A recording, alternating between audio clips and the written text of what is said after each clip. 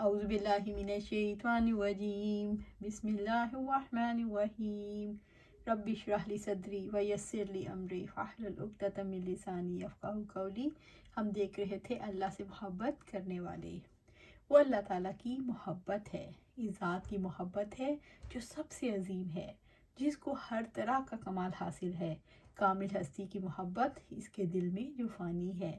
ہاں، یہ ایک ایسا عمل ہے جس کو باقیات الصالحات کہا گیا، نیکیوں کی لسٹ میں سب سے اوپر، ٹاپ آف دا لسٹ، اور باقی رہنے والی نیکیوں میں سے ہے، کیونکہ یہ اللہ رب العزت کی محبت ہے جو انسان کو ڈرائیو کرتی ہے، مشکل حالات میں چلاتی ہے، جو اس کو تھکنے نہیں دیتی، جو اس کو ہارنے نہیں دیتی، جو اس کا سر رب عظیم کے سامنے جھکا دیتی ہے، اس کو سکون ملتا ہے اور اطمینان ملتا ہے۔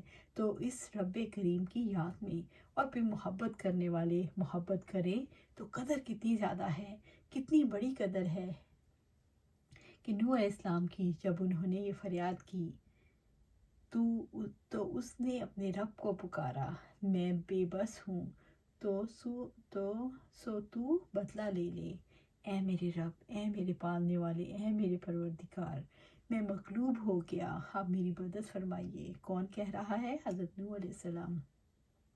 کہاں کہاں لوگ مغلوب نہیں ہوتے، کہیں دنیا کی محبت سے مغلوب ہو جاتے ہیں، کہیں دشمن سے مغلوب ہو جاتے ہیں، کہیں کاموں سے مغلوب ہو جاتے ہیں، کہیں لوگوں کی نظروں سے مغلوب ہو جاتے ہیں، پھر فانتصر، کیوں یاد نہیں رہتا کہ میری مدد فرما۔ بات اتنی ہے کہ رب عظیم کے ساتھ بندے کا تعلق ہو تو اتنی ہی بات کافی ہے، فانتصر، میری مدد فرمائیے، کیونکہ وہ مدد فرماتا ہے تو توفیق ملتی ہے، وہ مدد فرماتا ہے تو ہدایت ملتی ہے، وہ مدد فرماتا ہے تو کام کرنا آسان ہو جاتا ہے۔ اور یہ محبت کتنی قیمتی ہے، کیونکہ اس سے محبت ہے جس کے ہاتھ میں ساری قوتیں ہیں۔ یقیناً ساری کی ساری قوت اللہ تعالیٰ ہی کے لیے ہے۔ ان العزت للہ جمیعا، بے شک ساری کی ساری عزت اللہ کے لیے ہے۔ کون سی ایسی ہستی ہے جس سے آپ محبت کریں اور وہ آپ کو عزت دلوا دے، وہ آپ کو قوی کر دے، وہ آپ کے لیے ہر کام کو ممکن بنا دے؟ دعوے تو سب بہت کرتے ہیں کہ آسمان سے ستارے توڑ لائیں گے، بعد میں کیا صورتحال بنتی ہے، کوئی چھوٹی سی ضرورت پوری کرنے کے قابل بھی نہیں رہتا۔ ناپائیدار محبتوں کے پیچھے بھاگنے والے پائیدار محبت کیوں نہیں کر لیتے؟ انبیاء کی زندگیاں ہمارے لیے کتنی بڑی مثال ہیں۔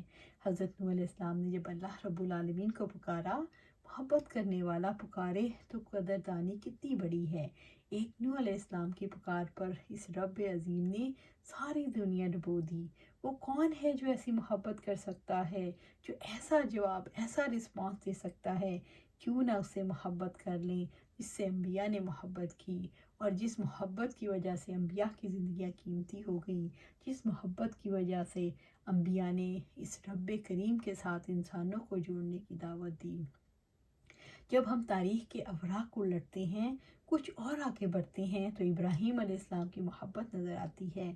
نمرود کے دربار میں دیکھیے، تیرا رب کون ہے جس سے تم محبت کرتے ہو؟ کون ہے جو تم سے جڑے ہوئے ہو؟ کون ہے جس سے تم کنیکٹڈ ہو؟ تو ابراہیم علیہ السلام نے کہا، قال ابراہیم ربی الذی یحیی و یمیت، میرا رب وہ ہے جو زندگی بھی دیتا ہے اور مارتا بھی ہے۔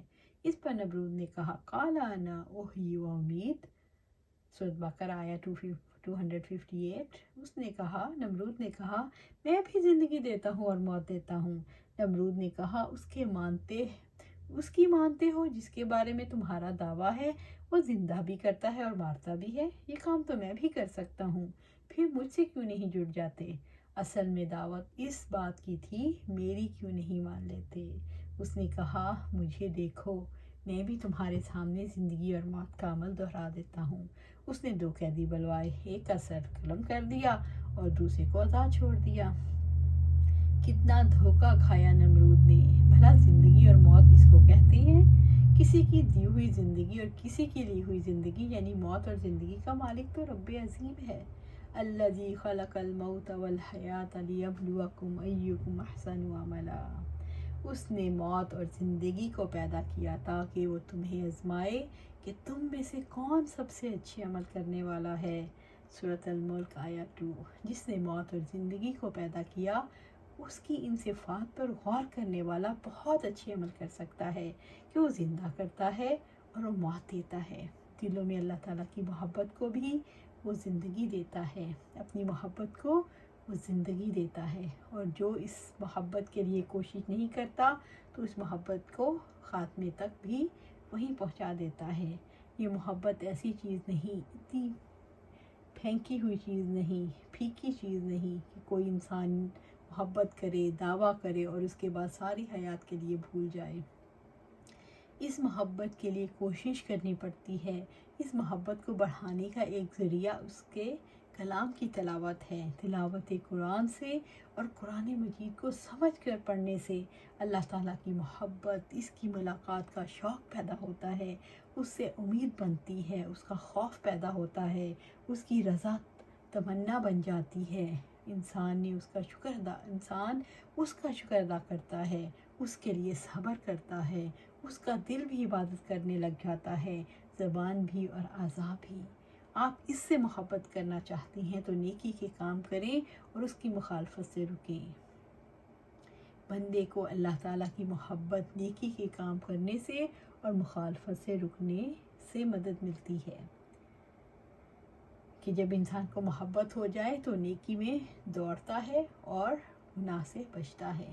محبت تو اپنا رنگ دکھاتی ہے۔ محبت کے اثرات کبھی آنکھوں میں نظر آتے ہیں، کبھی یہ اثرات انسان کی جلد پر مرتب ہوتے ہیں اور ساری حیات اس محبت کی گواہ بن جاتی ہے۔ پھر اس باقی رہنے والی ذات سے کیوں نہ محبت کریں، وہی ہے جو زندہ بھی کرتا ہے اور مارتا بھی ہے۔ پھر محبت کرنے والے ابراہیم علیہ السلام نے جب یہ دیکھا کہ نمرود کی فکر سوچ کی غلطی میں مبتلا ہے تو انہوں نے اگلی دلیل دی۔ جانتے ہیں رب کے بارے میں کون بات کرتا ہے؟ رب کے بارے میں کون دلائل دیتا ہے؟ جو رب سے محبت کرتا ہے وہ رب کے بارے میں اٹھ کھڑا ہوتا ہے، جیسے نبی صلی اللہ علیہ وسلم کو یہ حکم دیا گیا، یا ایھا المدثر قم فانذر، سورۃ مدثر آیا 1 اور 2۔ اے اوڑھنی میں لپٹے ہوئے یا لپٹنے والے، اٹھو اور لوگوں کو خبردار کرو۔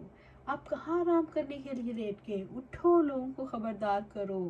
وہ کتنے بڑے خطرے میں ہیں۔ اگر آپ کو یہ انفارمیشن پہنچے، ابھی اناؤنسمنٹ ہو جائے، ابھی پتہ چلے کہ ایسا شدید زلزلہ آنے والا ہے جس کی وجہ سے کوئی عمارت باقی نہیں رہے گی، تو کوئی گھروں کے اندر، کسی عمارت کے اندر نہ ٹھہرے۔ اس انفارمیشن کے بعد آپ کیا کریں گے؟ آپ اپنی جگہ آرام سے نہیں بیٹھیں گے، کھائیں پیئیں گے، بند سنور کر اپنا وقت گزارنے کی کوشش نہیں کریں گے، نہیں، بلکہ ہر ایک بھاگ کھڑا ہوگا۔ تو بات دل کے یقین کی ہے۔ انبیاء نے بھی اللہ رب العزت کی طرف سے آنے والی ایک بڑے زلزلے کی خبر دی ہے۔ بے شک قیامت کا زلزلہ بہت عظیم ہے، بہت بڑا ہے، کیونکہ انبیاء رب عظیم کی بات سے زیادہ کس کی بات پر یقین نہیں کرتے تھے، تو کیسے ابراہیم علیہ السلام کو رب کی ذات کے بارے میں دعوت دینے کا شوق تھا، اور دعوت بھی کسی وقت کے بادشاہ کو۔ سرکش ہے، جان کا دشمن ہے، لیکن محبت جو قلب کے اندر ہوتی ہے وہ ٹھہرتی نہیں۔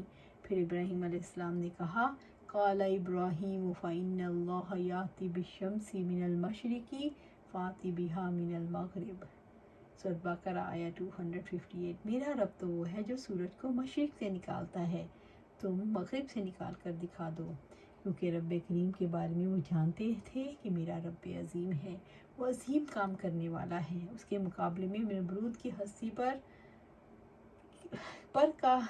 کے برابر بھی نہیں، یعنی کچھ بھی نہیں اس کی ہستی۔ یہ تبدیلی ہے جو اس رب سے محبت کی وجہ سے انسان کے اندر آتی ہے۔ محبت کرنے والے اور اس عظیم ہستی سے محبت کرنے والے کبھی کسی سے امپریس نہیں ہوتے، نہ کسی کے مال سے، نہ کسی کے اقتدار سے، نہ کسی کے حسن و جمال سے، کیونکہ وہ عظیم ذات سے امپریسڈ ہوتے ہیں۔ وہ اسی کی قدرت کو دیکھتے ہیں، اسی کی طرف کان لگاتے ہیں۔ تو ہم نے بھی یہی کام کرنا ہے کہ ہم بھی صرف اللہ کے ہو جائیں، اللہ سے محبت کریں، اللہ ہمارے دل میں محبت ڈال دے۔ آمین یا رب العالمین۔